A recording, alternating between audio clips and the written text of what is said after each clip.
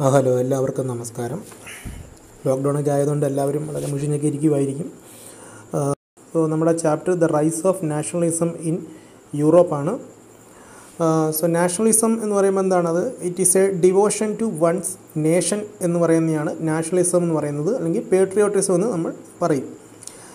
ഇപ്പോൾ നമുക്ക് യൂറോപ്പിലൊക്കെ ഒരുപാട് രാജ്യങ്ങളുണ്ടെന്ന് നമുക്കറിയാം. പക്ഷേ ഒരു 1850കളോ അതിന് മുമ്പൊന്നും യൂറോപ്പിൽ അങ്ങനെ ദേശസ്നേഹം എന്ന് പറയുന്നൊരു സംഭവം ഇല്ലായിരുന്നു. അവിടെ എല്ലാം എന്തായിരുന്നു? കൂടുതൽ എംപയേഴ്സ് ആയിരുന്നു. അതായത് രാജാവ് ഭരിക്കും, അങ്ങനെ ഒരു സിസ്റ്റമായിരുന്നു. അതായത് മൊണാർക്കി സിസ്റ്റമായിരുന്നു. അപ്പോൾ ഇതെങ്ങനെയാണ് മാറി, യൂറോപ്പിൽ ഇതെങ്ങനെ മാറി അവിടെ നാഷണലിസം വന്നതിനെക്കുറിച്ചാണ് നമ്മൾ ഈ ചാപ്റ്ററിൽ നമ്മൾ പറയുന്നത്. അപ്പോൾ അതിനെ ഞാൻ കുറച്ച് ഭാഗമായിട്ട് ഞാനൊന്ന് പാർട്ട് ചെയ്തിട്ടുണ്ട്. അപ്പോൾ ഫസ്റ്റ് പാർട്ട് എന്ന് പറയുന്നത് ദ ഫ്രഞ്ച് റെവല്യൂഷനാണ്. സെക്കൻഡ് പാർട്ട് വരുന്നത് the making of nationalism in Europe. Third the age of revolutions. Fourth unification of Germany, Italy and Britain. Fifth visualising the nation. And sixth nationalism and imperialism. So അതിലെ first French റെവല്യൂഷനാണ്. അപ്പോൾ French revolution ഏത് വർഷമാണ് നടന്നതെന്നൊക്കെ എല്ലാവർക്കും അറിയായിരിക്കും. അത് വളരെ ഈസിയാണ് നമുക്ക് പഠിക്കാൻ ആ വർഷം. എന്നാണ് ഫ്രഞ്ച് റെവല്യൂഷൻ സ്റ്റാർട്ട് ചെയ്തത്? French revolution started in 1789. അതായത് 1789. നമുക്ക് പഠിക്കാൻ വളരെ എളുപ്പമുള്ളൊരു വർഷമാണ്, ഓർത്തിരിക്കുകയും ചെയ്യാം. 1 കഴിഞ്ഞിട്ട് 7, 8, 9 എന്ന് ക്രമമായിട്ട് ഓർത്തിരുന്നാൽ മതി. സോ അതാണ് ഫ്രഞ്ച് റെവല്യൂഷനാണ് യൂറോപ്പിൽ ആദ്യമായിട്ട് നാഷണലിസത്തിന് വേണ്ടി നടന്ന ഒരു ഫസ്റ്റ് എക്സ്പ്രഷൻ എന്ന് പറയുന്നത് ഫ്രഞ്ച് റെവല്യൂഷൻ ആയിരുന്നു. അതായത് അവിടുത്തെ ജനങ്ങൾ എന്ത് ചെയ്തു? അവർക്ക് ഡെമോക്രസി വേണം. അത് ഡെമോക്രസിക്ക് വേണ്ടി, ഡെമോക്രസിയുടെ എസ്റ്റാബ്ലിഷ്മെൻറ്റിന് വേണ്ടിയിട്ട് അവർ ഡിമാൻഡ് ചെയ്തു. അതുപോലെ തന്നെ മൊണാർക്കി അബോളിഷ് ചെയ്യാനും വേണ്ടിയിട്ടാണ് അവിടുത്തെ ജനങ്ങൾ ഡിമാൻഡ് ചെയ്തത്. ഫ്രഞ്ച് റെവല്യൂഷൻ വഴിയാണ് അവർ ഡിമാൻഡ് ചെയ്തത്. അപ്പം ഫ്രഞ്ച് റെവല്യൂഷനൊക്കെ കുറച്ച് നാളത്തെ പ്രൊട്ടസ്റ്റിലൂടെയൊക്കെ അവർക്ക് എന്ത് ചെയ്യാൻ പറ്റി? അതിനകത്ത് വിജയമൊക്കെ കൈവരിക്കാൻ പറ്റി. അങ്ങനെ ഇതൊക്കെ അവരുടെ ഡിമാൻഡുകളൊക്കെ അവർ അംഗീകരിച്ചു. അങ്ങനെ ജനങ്ങൾക്ക് അധികാരം ലഭിച്ചു. അങ്ങനെ ഡെമോക്രസി എന്ന് പറയുന്ന സംഭവം അവിടെ എസ്റ്റാബ്ലിഷ്ഡായി. അപ്പോൾ ഇനിയുള്ള ജോലി എന്ന് പറഞ്ഞാൽ ഡെമോക്രസിയിൽ ആദ്യത്തെ ഒരു പ്രധാനപ്പെട്ട ജോലി എന്ന് പറഞ്ഞാൽ അല്ലെങ്കിൽ പ്രധാനപ്പെട്ട ഉത്തരവാദിത്വം എന്ന് പറഞ്ഞാൽ ഒരു കോമൺ ഐഡൻറ്റിറ്റി ഉണ്ടാക്കുക എന്നതായിരുന്നു. അപ്പോൾ അതിനുവേണ്ടി കുറച്ച് മാർഗ്ഗങ്ങളുണ്ടായിരുന്നു. അതിൽ ഒന്നാമത്തെയാണ് ഫോർമേഷൻ ഓഫ് നാഷണൽ അസംബ്ലി.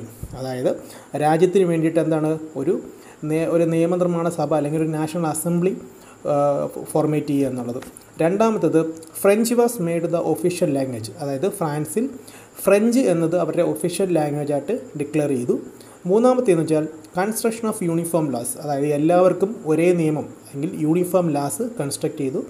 നാലാമത്തെ കാര്യം abolition of internal custom duties. അതായത് നമ്മുടെ രാജ്യത്തിനകത്തുള്ള കസ്റ്റംസ് ഡ്യൂട്ടീസ് എല്ലാം അബോളിഷ് ചെയ്തു. അപ്പം 4 കാര്യങ്ങളാണ്. 1 formation of national assembly. 2 French was made the official language. 3 construction of uniform laws. 4 abolition of internal custom duties. അങ്ങനെ ഫ്രാൻസിൽ നടന്ന ഈ വാർത്ത മുഴുവൻ യൂറോപ്പിലും അലയടിക്കുകയും അങ്ങനെ എല്ലായിടത്തും ഒരു നാഷണലിസത്തിൻ്റെ ഒരു ഫീലിംഗ് എല്ലാ ഭാഗങ്ങളിലും സ്റ്റാർട്ട് ചെയ്യാൻ തുടങ്ങി. അങ്ങനെ സ്കൂൾസിലും കോളേജസിലുമൊക്കെയുള്ള കുട്ടികൾ കുറച്ച് ക്ലബ്സൊക്കെ രൂപീകരിക്കുകയും അങ്ങനെ അവർ ആ ക്ലബ്സിനൊരു പേര് കൊടുക്കുകയും ചെയ്തു. അതാണ് ജാക്കോബിൻ ക്ലബ്സ്. ഇത് ഫ്രഞ്ച് റെവല്യൂഷനെ സപ്പോർട്ട് ചെയ്തുകൊണ്ട് വന്ന ഒരു ക്ലബ്സ് ആയിരുന്നു. അതുകൊണ്ടാണ് ഇതിനെ ജാക്കോബിൻ ക്ലബ്സ് എന്ന് പറയുന്നത്. അതായത് നാഷണലിസം എന്ന ഐഡിയയെ വളരെ വലുതായിട്ട് സപ്പോർട്ട് ചെയ്യാൻ വേണ്ടിയിട്ട് സ്റ്റാർട്ട് ചെയ്ത ക്ലബ്സ് ആയിരുന്നു ഇവ. അതുപോലെ തന്നെ ഫ്രഞ്ച് ആർമീസ് മറ്റുള്ള ഫോറിൻ ലാൻഡ്സിലൊക്കെ പോവുകയും അവിടെ നാഷണലിസത്തിൻ്റെ ഐഡിയ സ്പ്രെഡ് ചെയ്യുകയും ചെയ്തു. അപ്പം ഇതാണ് നമ്മൾ ഫ്രഞ്ച് റെവല്യൂഷനെ കുറിച്ച് പറയുന്ന ഒരു കാര്യം. അപ്പോൾ നെക്സ്റ്റ് എന്ന് പറയുന്നത് നമ്മൾ ഫ്രഞ്ച് റെവല്യൂഷൻ്റെ അത് കഴിഞ്ഞ് വന്ന ഒരു സംഭവമുണ്ട്. അതാണ് ഒരു നെപ്പോളിയൻ എറ എന്ന് നമ്മൾ പറയുന്നത്. അപ്പം ഒരു 1804 തൊട്ട് 1815 വരെയുള്ള കാലയളവിൽ ഫ്രാൻസിൽ ഒരു വലിയ രീതിയിലുള്ളൊരു മാറ്റമുണ്ടായി. അതാണ് നെപ്പോളിയൻ ഭരണം എന്ന് അറിയപ്പെടുന്നത്. അപ്പോൾ നെപ്പോളിയൻ ഭരണത്തിൻ്റെ കാര്യങ്ങളൊക്കെയാണ് നമ്മൾ പറയുന്നത്. ഈ നെപ്പോളിയൻ എന്ന് പറയുന്ന വ്യക്തി അവിടെ ആ സമയം വരെ നിലനിന്ന ഡെമോക്രസിയെ അബോളിഷ് ചെയ്യുകയും തിരിച്ച് വീണ്ടും മൊണാർക്കിയെ റീ എസ്റ്റാബ്ലിഷ് ചെയ്യുകയും ചെയ്തു. പക്ഷേ ഇവിടെ നെപ്പോളിയൻ മൊണാർക്കി റീ എസ്റ്റാബ്ലിഷ് ചെയ്തെങ്കിലും അതുമൂലം ഒരു വലിയ അഡ്വാൻറ്റേജ് നെപ്പോളിയൻ്റെ കാലത്തുണ്ടായി. അതായത് നെപ്പോളിയൻ ഒരു കോഡ് ലോഞ്ച് ചെയ്തു. ആ കോഡ് അതൊരു സിവിൽ കോഡായിരുന്നു. ആ കോഡിനെ നമ്മൾ വിളിക്കുന്ന പേര് നെപ്പോളിയോണിക് കോഡ് എന്നാണ് വിളിക്കുന്നത്. വളരെ ഇമ്പോർട്ടൻ്റ് ആണ് നെപ്പോളിയോണിക് കോഡ്. നെപ്പോളിയൻ കൊണ്ടുവന്ന കോഡായതുകൊണ്ടാണ് നെപ്പോളിയോണിക് കോഡ് എന്ന് പറയുന്നത്. അപ്പം അതിനകത്ത് കുറച്ച് പ്രധാനപ്പെട്ട കാര്യങ്ങളുണ്ടായിരുന്നു. ആ കോഡ് പ്രകാരം ഫ്രാൻസിലെ ജനങ്ങൾ എക്വാളിറ്റി ബിഫോർ ദ ലോ, അതായത് നിയമത്തിൻ്റെ മുന്നിൽ എല്ലാവരും തുല്യരാണ്. 2 റൈറ്റ് ടു പ്രോപ്പർട്ടി, അതായത് എല്ലാവർക്കും സ്വത്തിന് അവകാശമുണ്ട്. 3 അബോളിഷൻ ഓഫ് ഫ്യൂഡൽ സിസ്റ്റം, അതായത് ഫ്യൂഡൽ സിസ്റ്റം എന്ന് പറഞ്ഞാൽ നമ്മളിപ്പോൾ ഫാർമേഴ്സും ബിസിനസ്മാനൊക്കെ അങ്ങനെയൊക്കെ ഉള്ളവർ അവരുടെ പ്രോഡക്ട്സിൻ്റെ കുറച്ച് ഭാഗമൊക്കെ ഗവൺമെൻറ്റിലേക്ക് ടാക്സ് കൊടുക്കണമായിരുന്നു. അപ്പോൾ അതാണ് ആ ഫ്യൂഡൽ സിസ്റ്റം എന്ന് പറയുന്നത്. അപ്പോൾ ആ ഫ്യൂഡൽ സിസ്റ്റത്തെ അബോളിഷ് ചെയ്ത് കളഞ്ഞു. അപ്പോൾ 3 പ്രധാനപ്പെട്ട കാര്യങ്ങളാണ് നെപ്പോളിയൻ കോഡിലുള്ളത്. 1 equality before the law, 2 right to property, 3 abolition of feudal system.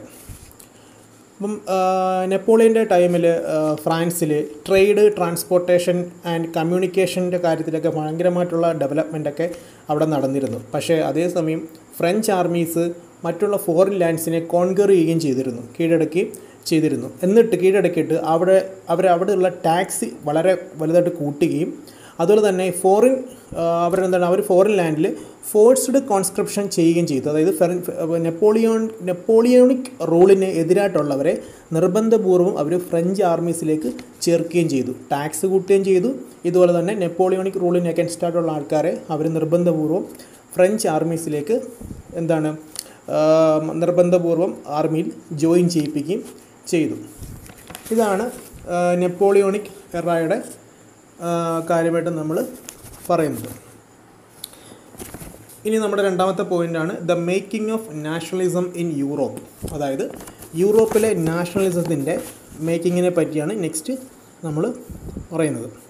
അപ്പോൾ നമുക്കറിയാം, ഒരു രാജ്യത്തിൻ്റെ ഫോർമേഷന് വേണ്ടിയിട്ട് അവിടുത്തെ ജനങ്ങൾക്കിടയിൽ ഒരു കോമൺ ഐഡൻറ്റിറ്റി, അതുപോലെ തന്നെ ഒരു കോമൺ കൾച്ചർ, ഒരു കോമൺ ട്രഡീഷൻ എന്ന് പറയുന്ന കുറേ കാര്യങ്ങളിൽ ഒരു പൊതുവായ താല്പര്യം വേണമായിരുന്നു.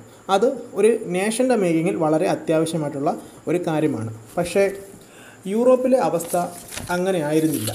ഇപ്പോൾ ഒരു എക്സാമ്പിൾ എടുക്കുകയാണെങ്കിൽ, ഇപ്പം ഹാബ്സ്ബർഗ് എന്ന് പറയുന്നൊരു എംപയർ ഉണ്ട്.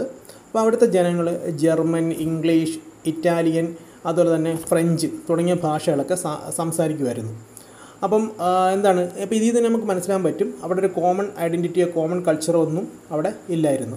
ഒരു നേഷൻ്റെ ഫോർമേഷന് വേണ്ടിയിട്ട് വളരെ അത്യാവശ്യമുള്ള കാര്യം എന്ന് പറഞ്ഞാൽ നമുക്ക് നാഷണലിസമാണ് വേണ്ടത്.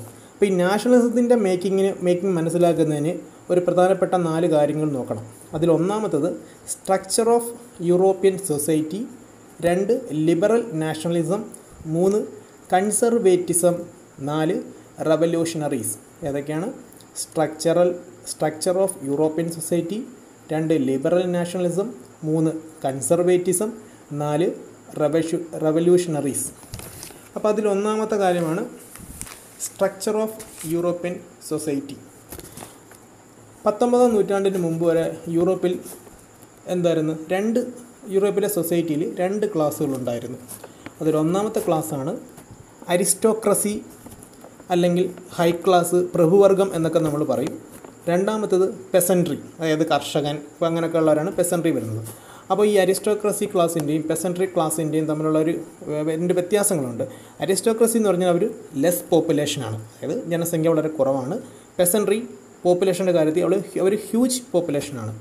രണ്ടാമത്തെ കാര്യം, അരിസ്റ്റോക്രസിയിൽ അവർ ഹൈ ക്ലാസ് ഡൊമിനേറ്റിംഗ് പീപ്പിളാണ്, അതായത് അവർ പൊളിറ്റീഷ്യൻസ്, പിന്നെ സോഷ്യലി തന്നെ വെൽ ഡെവലപ്ഡ് ആയിട്ടുള്ള ആൾക്കാർ, അങ്ങനെയൊക്കെ ഉള്ളവരായിരുന്നു. പക്ഷേ പെസൻട്രിയിൽ എന്തായിരുന്നു? അവർ ലോ ക്ലാസ് ആയിട്ടുള്ള ആൾക്കാരാണ്, ലോ ക്ലാസ് പീപ്പിളായിരുന്നു. ഇനി അരിസ്റ്റോക്രസിയിൽ അവരെല്ലാം ലാൻഡ് ലോഡ്സ് ആണ്, അതായത് അവരൊക്കെ ഭൂ ഉടമകളായിരുന്നു. എന്നാൽ പെസൻട്രിയിൽ അവർക്ക് ഭൂമിയില്ല, ലാൻഡ് ലെസ്സാണ്, അതുപോലെ അവർ ടെനൻസ് ആണ്, അതായത് വാടകക്കാരൊക്കെയാണ്. ഇനി അരിസ്റ്റോക്രസിയിലെ നാലാമത്തെ കാര്യം എന്ന് പറഞ്ഞാൽ അവർക്ക് ഹാഡ് ഓൾ റൈറ്റ്സ്, എല്ലാ റൈറ്റ്സും ഉണ്ട്. വോട്ടിംഗ് റൈറ്റ് എന്നൊക്കെ പറയുന്ന എല്ലാ റൈറ്റ്സും ഉണ്ടായിരുന്നു. പക്ഷേ പെസൻട്രിയിലുള്ളവർക്ക് ഒരു റൈറ്റും ഇല്ലായിരുന്നു. അപ്പോൾ അരിസ്റ്റോക്രസിയുടെ കാര്യങ്ങൾ നോക്കുകയാണെങ്കിൽ less population, 2 high class dominating people politically socially, 3 landlords, they are landlords, 4 had all rights. ഇനി പെസൻട്രി നോക്കുകയാണെങ്കിൽ they are huge in population, low class people, landless and tenants, and they had no rights. അപ്പോൾ ഇതായിരുന്നു അന്നത്തെ വ്യത്യാസം. ഇത് വളരെ അൺഈക്വലായിട്ടുള്ള ഒരു കാര്യമായിരുന്നു. ഈ 19-ാം നൂറ്റാണ്ടിന് ശേഷം അവിടെ ഒരു ക്ലാസ് കൂടി ആഡ് ചെയ്യപ്പെട്ടു. ആ ക്ലാസ്സാണ് ന്യൂ മിഡിൽ ക്ലാസ് എന്ന് അറിയപ്പെടുന്നത്. അതിൽ വരുന്ന ആൾക്കാരെന്ന് പറഞ്ഞാൽ എഡ്യൂക്കേറ്റഡ് ആയിട്ടുള്ള ആൾക്കാരായിരുന്നു, അതായത് ഡോക്ടേഴ്സ്, ടീച്ചേഴ്സ്, ബിസിനസ്മെൻ, ഇൻഡസ്ട്രിയലിസ്റ്റ് എന്നൊക്കെ പറയുന്നവരായിരുന്നു. അവരാണ് ഒരു ലിബറൽ നാഷണലിസം ഡിമാൻഡ് ചെയ്തത് അവരായിരുന്നു. കാരണം അവർ വിദ്യാസമ്പന്നരായതുകൊണ്ട് അവർ ഒരു ലിബറൽ നാഷണലിസത്തിന് വേണ്ടി ഡിമാൻഡ് ചെയ്തു. പിന്നെ രണ്ട് നമുക്ക് ലിബറൽ നാഷണലിസം എന്താണെന്ന് നോക്കാം. അപ്പം ലിബറൽ നാഷണലിസത്തിൽ വരുന്ന 4 കാര്യങ്ങളുണ്ട്. അതാണ് ഒന്ന് ഇൻഡിവിജ്വൽ ഫ്രീഡം, അതായത് നമ്മുടെ വ്യക്തിപരമായിട്ടുള്ള സ്വാതന്ത്ര്യം. 2 ഇക്വാളിറ്റി ബിഫോർ ദ ലോ, നിയമത്തിന് മുമ്പിൽ എല്ലാവരും സമത്വമുള്ളവർ. 3 government by consent. 4 freedom of markets, അതായത് നമ്മുടെ അങ്ങാടികളിലൊക്കെ മാർക്കറ്റ്സിൻ്റെയൊക്കെ ഫ്രീഡം. അപ്പോൾ ഈ പറയുന്ന 4 പോയിൻ്റ്, അതായത് ലിബറൽ നാഷണലിസത്തിൽ വരുന്ന ഈ 4 പോയിന്റിൽ നിന്നാണ് നാഷണലിസത്തിൻ്റെ ഐഡിയ എല്ലായിടത്തും എത്തിയത്. ഇത് കാരണമാണ് 1789 ഫ്രഞ്ച് റവല്യൂഷൻ സംഭവിച്ചത്. ഫ്രഞ്ച് റവല്യൂഷൻ നടക്കുന്ന സമയത്ത്, അതായത് ഒരു സ്റ്റേറ്റിനുള്ളിൽ കസ്റ്റംസ് ഡ്യൂട്ടി ഉണ്ടായിരുന്നു. അത് അവർക്ക് അബോളിഷ് ചെയ്യാമായിരുന്നു. അതായത് ഒരു സ്റ്റേറ്റിനുള്ളിലുള്ള കസ്റ്റംസ് ഡ്യൂട്ടിയെ അബോളിഷ് ചെയ്യാൻ പറ്റുമായിരുന്നു. But state to state customs ഡ്യൂട്ടിയെ അബോളിഷ് ചെയ്യാൻ പറ്റത്തില്ലായിരുന്നു. അതായത് ഒരു സ്റ്റേറ്റിൽ നിന്ന് വേറെ സ്റ്റേറ്റുമായിട്ടുള്ള കസ്റ്റംസ് ഡ്യൂട്ടിയെ അബോളിഷ് ചെയ്യാൻ പറ്റില്ലായിരുന്നു. അപ്പോൾ ഇത് ചെയ്യാൻ വേണ്ടി, ഇതിന് വേണ്ടിയിട്ട് ഒരു കസ്റ്റം യൂണിയൻ ഫോം ചെയ്തിരുന്നു. അത് 1834 ഫോം ചെയ്തത്. അതാണ് സോൾവറീൻ എന്നറിയപ്പെടുന്നതാണ്. ZOLLVEREIN, സോൾവറീനാണത്. അതിൻ്റെ പ്രധാനപ്പെട്ട ലക്ഷ്യം എന്തെന്ന് വെച്ച് കഴിഞ്ഞാൽ യൂറോപ്പിലുള്ള ടാരിഫ് ബാരിയേഴ്സിനെയൊക്കെ അബോളിഷ് ചെയ്യുക. അതുപോലെ തന്നെ രണ്ടാമത്തെ അതിൻ്റെ എയിം എന്ന് പറയുന്നത് 30 കറൻസി ഉള്ളതിൽ 28 എണ്ണം അബോളിഷ് ചെയ്യുകയും അതിനുശേഷം യൂറോപ്പിലാകെ 2 കറൻസികൾ മാത്രമേ ഉപയോഗിക്കാൻ പറ്റുള്ളുമായിരുന്നു. അപ്പം ഈ നെപ്പോളിയോണിക് റൂളിൻ്റെ സമയത്തൊക്കെ ആണെങ്കിൽ അന്ന് പ്രോപ്പർട്ടി ഉള്ള പുരുഷന്മാർക്ക്, അതായത് മെൻ വിത്ത് പ്രോപ്പർട്ടി ഉള്ളവർക്ക് മാത്രമേ വോട്ട് ചെയ്യാൻ പറ്റത്തുള്ളായിരുന്നു. സ്ത്രീകൾക്കും പ്രോപ്പർട്ടി ഇല്ലാത്ത പുരുഷന്മാർക്കൊന്നും വോട്ട് ചെയ്യാൻ പറ്റത്തില്ലായിരുന്നു. ഇനി നമ്മുടെ മൂന്നാമത്തെ പോയിന്റ് കൺസർവേറ്റിസമാണ്. അതായത് നിങ്ങൾക്കറിയാം, വാട്ടർലൂ യുദ്ധം, ബാറ്റിൽ ഓഫ് വാട്ടർലൂ എന്ന് പറയുന്നത് നെപ്പോളിയനെ പരാജയപ്പെടുത്തിയ യുദ്ധമാണ്. അത് ഓസ്ട്രിയ, റഷ്യ, ബ്രിട്ടൻ 3 രാജ്യങ്ങൾ ജോയിൻ ചെയ്തിട്ടാണ്, അവർ 3 രാജ്യങ്ങളെ ചേർന്നിട്ടാണ് നെപ്പോളിയനെ ബാറ്റിൽ ഓഫ് വാട്ടർലൂവിൽ പരാജയപ്പെടുത്തുന്നത്. അപ്പം അതിനുശേഷം അതിനുശേഷം ഫ്രാൻസിൽ വന്നൊരു യൂറോപ്യൻ ഗവൺമെൻറ് ഉണ്ടായിരുന്നു. അപ്പോൾ ഈ യൂറോപ്യൻ ഗവൺമെൻറ് ഫ്രാൻസിലെ ട്രഡീഷണൽ ആയിട്ടുള്ള ഇൻസ്റ്റിറ്റ്യൂഷൻസും അതുപോലെ സൊസൈറ്റീസൊക്കെ പ്രിസർവ് ചെയ്യണമെന്ന് തീരുമാനിച്ചു. അപ്പം അതിനുവേണ്ടി അന്ന് നെപ്പോളിയൻ്റെ കാലത്ത് വന്ന അത്രയും മാറ്റങ്ങൾ അവരത് പിൻവലിച്ചു. അപ്പോൾ പിൻവലിക്കാൻ വേണ്ടിയിട്ട് അവരൊരു ട്രീറ്റി സൈൻ ചെയ്തിരുന്നു. ആ ട്രീറ്റിയാണ് ട്രീറ്റി ഓഫ് വിയന്ന 1815. അതായത് 1815 ട്രീറ്റി ഓഫ് വിയന്നയാണ് നെപ്പോളിയൻ്റെ കാലത്തുള്ള മാറ്റങ്ങളെല്ലാം പിൻവലിക്കാൻ വേണ്ടി കൊണ്ടുവന്നത്. അതിനകത്ത് 3 പ്രധാനപ്പെട്ട ഡിസിഷൻസ് ഉണ്ടായിരുന്നു. ഒന്ന്, establishment of states on the border of France so that it cannot expand in future. അതായത് ഫ്രാൻസിൻ്റെ ബോർഡറുകളെല്ലാം പുതിയതായിട്ടുള്ള സ്റ്റേറ്റ്സുകൾ എസ്റ്റാബ്ലിഷ് ചെയ്യുക, അതായത് പുതിയ രാജ്യങ്ങൾ കൊണ്ടുവരിക. അങ്ങനെയാണെങ്കിൽ ഫ്രാൻസിന് ഫ്യൂച്ചറിൽ അവരെ അത് എക്സ്പാൻഡ് ചെയ്യാൻ പറ്റില്ലായിരുന്നു. 2, restoration of the Bourbon dynasty. Bourbon dynasty എന്ന് പറയുന്നത് ഫ്രഞ്ച് റവല്യൂഷൻ സമയത്ത് ഫ്രാൻസ് ഭരിച്ചുകൊണ്ടിരുന്ന രാജവംശമാണ് ബോർബൺ ഡിനാസ്റ്റി. അപ്പോൾ ആ ബോർബൺ ഡിനാസ്റ്റിയെ റീസ്റ്റോർ ചെയ്യുക എന്നതാണ് രണ്ടാമത്തെ അതിനകത്തുള്ള ഡിസിഷൻ. 3 എന്ന് പറഞ്ഞാൽ കണ്ടിന്യൂവേഷൻ ഓഫ് മൊണാർക്കി ഇൻ ഫ്രാൻസിൽ രാജവംശം വീണ്ടും കണ്ടിന്യൂ ചെയ്യിപ്പിക്കുക. അപ്പം ഈ 3 എണ്ണമായിരുന്നു അവരുടെ പ്രധാനപ്പെട്ട ഡിസിഷൻസ്. എന്തൊക്കെയാണ് ട്രീറ്റി ഓഫ് വിയന്നയുടെ decisions? Establishment of states on the border of France so that it cannot expand in future. 2, restoration of Bourbon dynasty. 3, continuation of monarchy in France. ഇനി 4ാമത്തെ നമ്മുടെ പോയിൻ്റാണ് റവല്യൂഷണറീസ് എന്ന് പറയുന്നത്. അപ്പം യൂറോപ്യൻ ഗവൺമെൻറ് കൊണ്ടുവന്ന ഈ തീരുമാനങ്ങളെ ഒരു വിഭാഗം ആൾക്കാർ ഒപ്പോസ് ചെയ്തിരുന്നു. അവരാണ് റവല്യൂഷണറീസ് എന്ന് പറയുന്നത്. അപ്പോൾ ഈ റവല്യൂഷണറീസ് അവർക്ക് കുറച്ച് സീക്രട്ട് സൊസൈറ്റീസൊക്കെ ഫോം ചെയ്തിരുന്നു. അതിൻ്റെ പ്രധാനപ്പെട്ട എയിം എന്തെന്ന് പറഞ്ഞാൽ, 1, spread the idea of nationalism. 2, oppose the treaty of Vienna. 3, fight for the freedom. അപ്പം നാഷണലിസത്തിൻ്റെ ഐഡിയ സ്പ്രെഡ് ചെയ്യുകയും ട്രീറ്റി ഓഫ് വിയന്നെ ഒപ്പോസ് ചെയ്യിക്കണം, അതുപോലെ തന്നെ ഫ്രീഡത്തിന് വേണ്ടി ഫൈറ്റ് ചെയ്തൊക്കെയായിരുന്നു അവരുടെ പ്രധാനപ്പെട്ട ലക്ഷ്യം. അപ്പോൾ അതിലൊരു പ്രധാനപ്പെട്ട റവല്യൂഷണറിയാണ് ഗിസെപ്പി മസീനി എന്ന് പറയുന്ന ഒരു റവല്യൂഷൻ ഉണ്ടായിരുന്നു, ഗിസെപ്പി മസീനി. അദ്ദേഹം ഒരു ഇറ്റാലിയൻ റവല്യൂഷണറി ആയിരുന്നു. അദ്ദേഹത്തിൻ്റെ 2 സീക്രട്ട് സൊസൈറ്റികളുണ്ടായിരുന്നു, യങ് ഇറ്റലി അതുപോലെ തന്നെ യങ് യൂറോപ്പ് എന്ന് പറയുന്നത്. പക്ഷേ ഇതൊക്കെ കൺസർവേറ്റീവ്സ് ആയിട്ടുള്ള ആൾക്കാർക്ക് അദ്ദേഹത്തെ ഒരു ഭയമുണ്ടായിരുന്നു. കാരണം അദ്ദേഹം ഇറ്റലിയുടെ ഏകീകരണം ചെയ്യുമെന്നുള്ളൊരു ഭയം അവർക്ക് ഉണ്ടായിരുന്നു. അപ്പം ഇത്രയും ഭാഗം ആണ് ഫസ്റ്റ് ഇതിനകത്ത് നമ്മൾ ഇടുന്നത്.